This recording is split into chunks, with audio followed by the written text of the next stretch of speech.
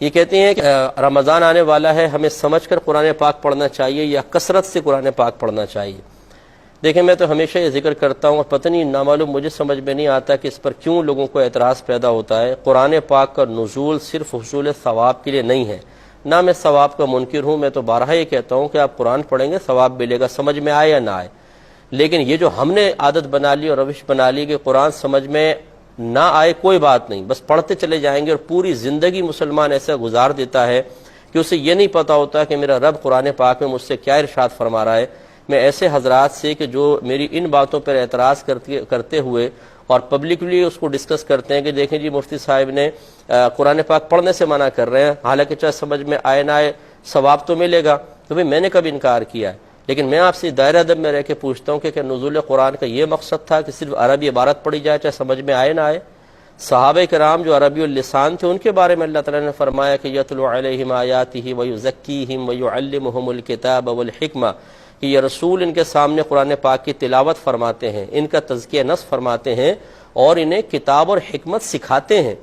اس کا مطلب یہ ہے کہ صرف قرآن پاک سیکھنا ہوگا، قرآن پاک کو سمجھنا ہوگا، قرآن پاک سمجھ میں آئے گا تو اس پر انشاءاللہ عمل پیرا ہوگا، اس کے مضامین دل پر اثرات مرتب کریں گے، انسان کے عمل میں تبدیلی پیدا ہوگی۔ اور جو ساری زندگی بس ایسے قرآن پڑھتا رہے ثواب کی نیت سے، ثواب تو اس کو پھر بھی ملے گا، لیکن اس سے میدان معاشر میں ضرور پوچھا جائے گا کہ اللہ تعالیٰ نے تمہیں صرف ثواب کے لیے قرآن پاک نازل نہیں کیا گیا، یہ تو عمل پیرا ہونے والی کتاب تھی، تو تم نے کتنا سمجھا قرآن پاک کو؟ اس لیے مطلب یہ کہ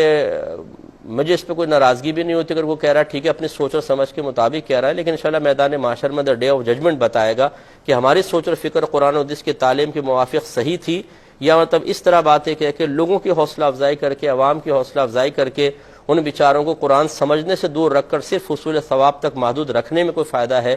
یہ تو پھر اپنی اپنی سوچ کی بات ہوتی ہے، وہ آخرت میں انشاءاللہ پتہ چل جائے گا۔ اس لیے جو ہم سے ہماری سوچ کے مطابق چلنا چاہتے ہیں، اور میں بالکل قرآن و حدیث کے موافق ہی بات کرتا ہوں، کوئی اپنی ذاتی رائے میری یہ نہیں ہے، تو قرآن و حدیث کی تعلیم کا نچوڑ ہے، تو ان سے میری گزارش یہ ہے کہ قرآن سمجھ کے پڑھیں،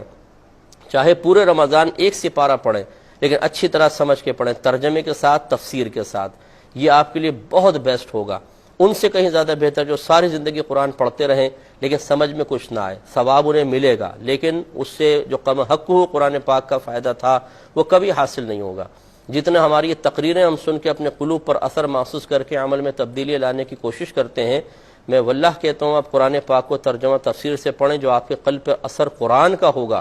یہ کسی کی تقریر کا نہیں ہو سکتا، اس لیے کہ تقریر ایک عام آدمی کا کلام ہے اور قرآن پاک اللہ تبارک و تعالیٰ کا کلام ہے، اسے جب ہم پڑھتے ہیں تو دل پر بہت زیادہ اثر ہوتا ہے، اور ہر آیت اپنا ایک تقاضا رکھتی ہے، وہ تقاضا کرتی ہے، وہ اسی کو تقاضا محسوس ہوگا، اور تقاضے کے مطابق وہی شخص عمل پیرا ہو سکتا ہے جس نے قرآن پاک کو ترجمہ اور تفسیر کے ساتھ پڑھا ہے۔ اللہ تعالیٰ عمل کی توفیق عطا فرمائے۔ ایک کویسچن کسی بھائی نے کہا تھا کہ ترجمہ قرآن کون سا پڑھا جائے؟ دیکھیں بہت سارے ترجمے ہیں جو بہت ہی اچھے ہیں، آپ پڑھ سکتے ہیں، لیکن میں جس ترجمے کو پسند کرتا ہوں جو بہت ہی اچھا تفسیری ترجمہ ہے اور اس میں بہت اچھے انداز سے عقائد کا ذکر بھی ہے اور محبت اور پیار کا عنصر آپ کو بہت زیادہ نظر آئے گا، وہ اعلیٰ حضرت امام اہل سنت رحمۃ اللہ علیہ کا ترجمہ ہے کنز الایمان۔ آپ یہ لے لیں، اور اس پہ ایک مختصر سا حاشیہ ہے خزائن العرفان کے نام سے، یعنی تفسیر خزائن العرفان، نعیم الدین مراد آبادی صاحب رحمۃ اللہ علیہ کی ہے۔ آپ یہ کہیں کہ خزائن العرفان دے دیں تو وہ ہے ہی کنز الایمان ترجمہ قرآن پر، تو انشاءاللہ اس کو آپ پڑھیں گے تو بہت اچھا آپ کو محسوس ہوگا۔